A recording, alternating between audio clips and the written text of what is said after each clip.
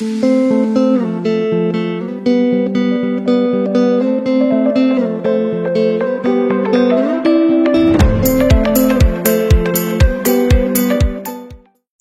Benoît, bonjour. Bonjour Elodie. Bonjour Benoît. Alors tu nous fais le plaisir de ta présence aujourd'hui pour parler du système immunitaire. Donc Benoît Capodici, tu es naturopathe, tu es également health-pratiqueur, tu es conférencier, tu es formateur à l'école EMTC à Grenoble et au Sénato à Lyon, et tu es également auteur du livre Naturopathie, hygiène intestinale et techniques associées. L'objet donc de ce webcast aujourd'hui, c'est ton retour d'expérience. Est-ce que tu peux nous dire comment toi tu procèdes pour optimiser le fonctionnement du système immunitaire? Oui, donc les premières, la première question effectivement qu'il faut se poser, c'est justement est-ce que ces barrières naturelles, elles sont correctement entretenues, elles sont en bon état. Une peau en bon état est totalement infranchissable par une bactérie et un virus, hein. Il n'y a que vraiment s'il y a une brèche que on risque en effet d'avoir des problèmes de cet ordre-là. Ça, c'est au niveau de la peau. Elle représente à peu près 2 mètres carrés en termes de surface. Et après, il y a toute une autre surface accessible de l'extérieur qui sont évidemment les muqueuses. Et là, les muqueuses, si on parle uniquement des muqueuses intestinales, on sait très bien que si on met un coup de fer à repasser sur les villosités, on se retrouve avec une surface de l'ordre de 200 à 300 mètres carrés. Donc, pratiquement 100 fois plus en termes de surface, donc 100 fois plus de surface à surveiller, à protéger.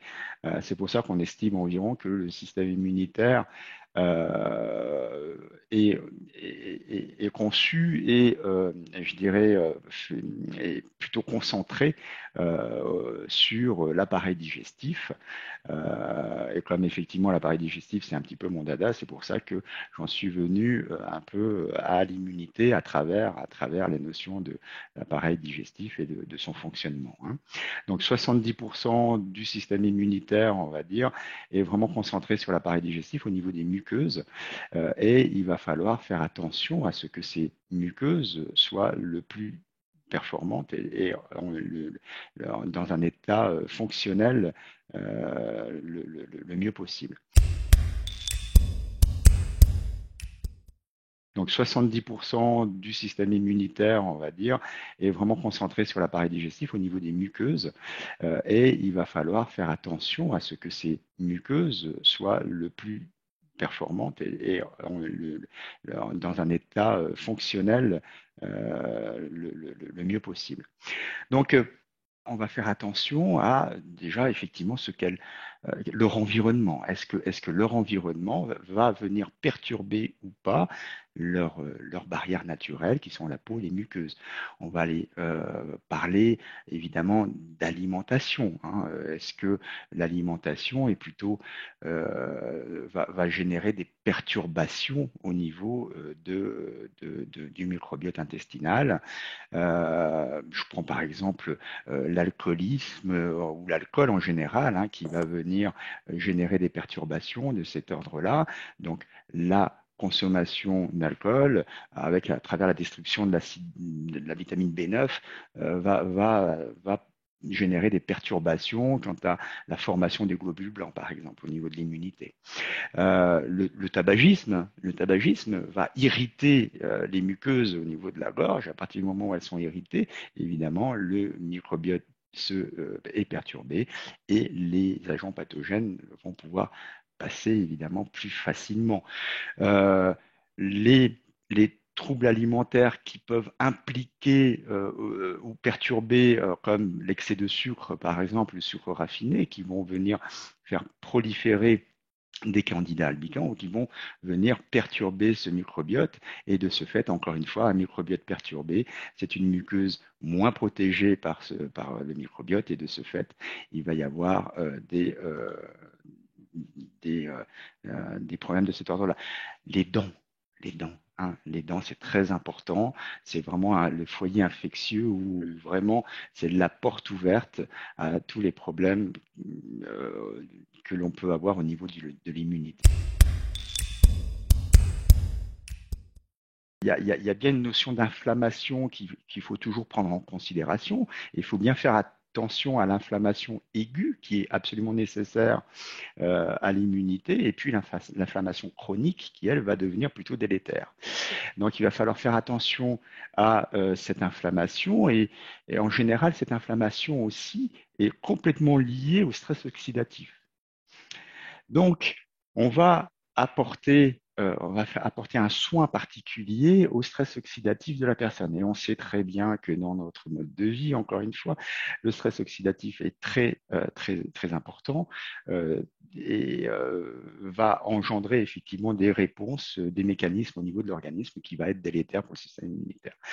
Donc, qu'est-ce que l'on va faire? Eh bien, on va s'assurer évidemment qu'on apporte à l'organisme ce qu'il faut suffisamment pour enlever ce stress oxydatif, pour réduire l'inflammation. Et ça va être très simple au niveau de l'alimentation, encore une fois, des acides gras essentiels, bien entendu, où on va faire de la part des choses, on va s'assurer qu'il y ait suffisamment d'apport d'acides gras essentiels à l'organisme pour baisser cette inflammation. On va faire attention aux aliments ou éventuellement se complémenter aussi avec de la vitamine C. La vitamine C et tue les virus, c'est clair. Donc, à partir du moment où on va apporter suffisamment de vitamine C, on va déjà apporter des outils et des armes à notre système immunitaire. Attention, le tabac, évidemment, lui, élimine complètement la vitamine C. Donc, toujours ce rapport complémentaire en vitamine C. Un non-fumeur, éventuellement, il peut simplement faire attention à l'alimentation.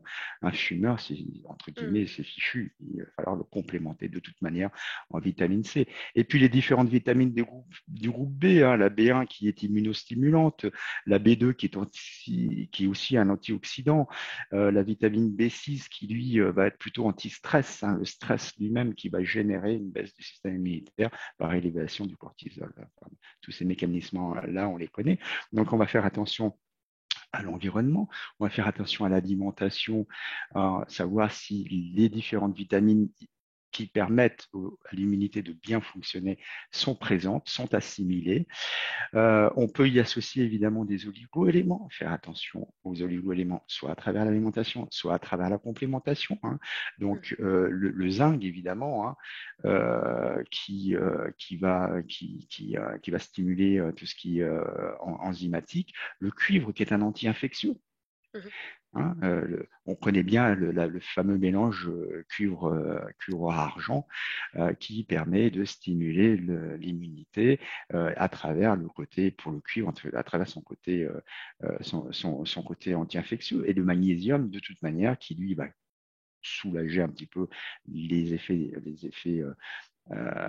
pernicieux du stress et qui va favoriser aussi la production des lymphocytes B.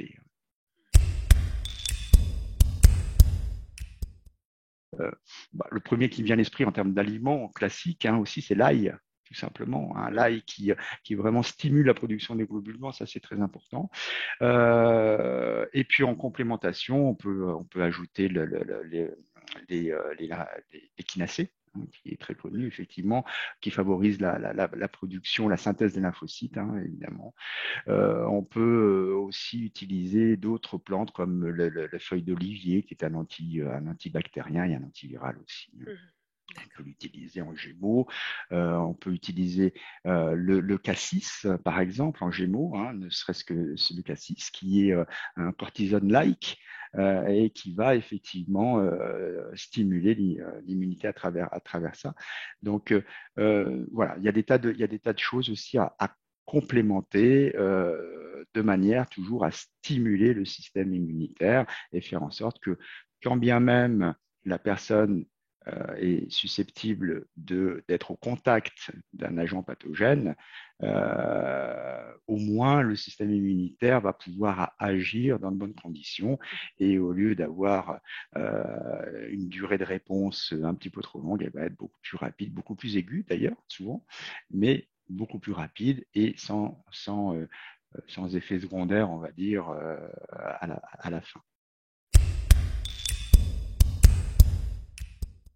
Les probiotiques donc sont vraiment l'outil de base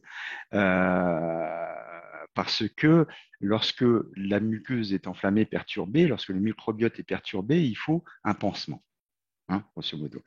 Donc, on est bien d'accord, le probiotique n'est pas là pour se substituer au microbiote naturel que l'on a, qui est normalement immuable à partir de l'âge de 2 ans, mais est là pour servir de pansement, hein. Imaginez donc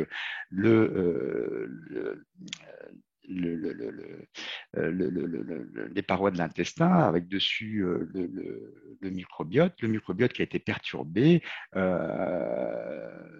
ces entérocytes sont, on va dire, à nu.